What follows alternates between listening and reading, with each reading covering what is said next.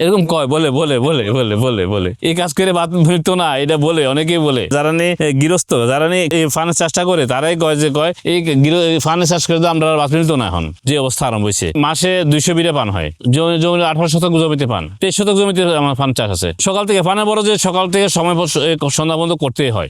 মনে করেন আমি গেলাম 7টার সময় গেলাম, কোন সময় দেখা গেছে কি আমরা পানের যেদিন পান উঠামো এদিন 1:30 2টা পর্যন্ত উঠাইতে হয়, এটা বাড়িতে নিয়ে বাঁচতে হয়। লতি যেভাবে করে বাঁচতে হয়, বাচ্চা আবার এটারে বুঝতে হয়, গুছাইয়া রেডি করে ওরাতে সাজাইয়া করতে করতে আপনার 7টা 8টা 9টা বেজে যায়। কলারের সময় দেয় হলো মাঝে মধ্যে সময় দেয়, পানের সবসময় বেশি সময় দিতে হয়। ধানের বছরে 2 সিজনে 2বার সময় দিই আমরা। শুরু থেকে মোটামুটি ওই সময় যখন করছে তখন বদলার দাম কম ছিল, মানুষের দাম কম ছিল, সার ফসল্লা আর ওই সময় রোগবালাই কম হইতো। আর এখন বর্তমানে এসে রোগবালাই বেশি হয়, কাজের দাম বেশি, বদলার দাম বেশি। কলাতেও আমি প্রথম সিজন করছি, অবশ্য কলাটা একটু লাভবান হবো, কারণ এটা তো সময় কম লাগছে আর এটা ফসল দিব বছরে একবার দিব ফসল, এটাতে লাভবান হওয়া যাবে। টেনশন বেশি, সকাল থেকে ওইটাই কেমন লাগতে হয়, এই ফান নষ্ট হয়ে গেল না, এই যে গাছটি বানলাম এসা এগুলা দেখতে হবে। আমি তো আজ 2 দিন ধরে ফানের পড়তে আসি না, এই যে গাছটা ভাঙিয়ে গেলে কিন্তু নষ্ট হয়ে গেল, ভাঙিয়ে গেলে এটার শক্তি কমে গেল। এখান থেকে যদি ভেঙে যায় এইভাবে, তাহলে এটা আপনার সোজা হইয়া উঠতে উঠতে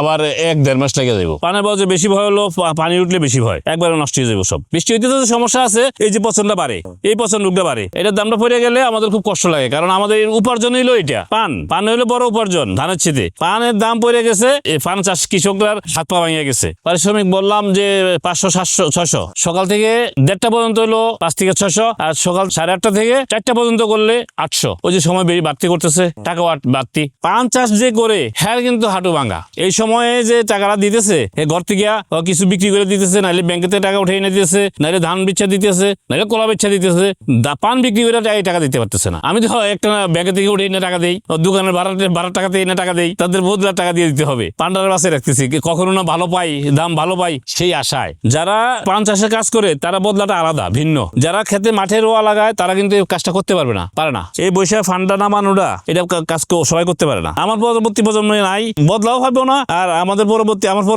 আমার ছেলে সন্তানরা এই কাজ করবে না। এই পান চাষের সম্মান কম, টাকা বেশি, টাকা পাওয়া যায়। টাকা যখন পানের দাম ভালো থাকে তখন টাকা বেশি হয়, যত বেশি করবো। আমরা যে পান মনে করেন ছোট পানগুলো আছে, কিছু ছোট পান আছে, গরিবদেরকে দিয়ে দেই, এমনি নিয়ে যাও খাও, তারা তো অবশ্যই আমাদেরকে দোয়া করে খাইয়া। দোয়া আর টাকা পাওয়া যায়, সম্মান নাই, কারণ কৃষকের কোনো সম্মান নাই, বলে যে কৃষক।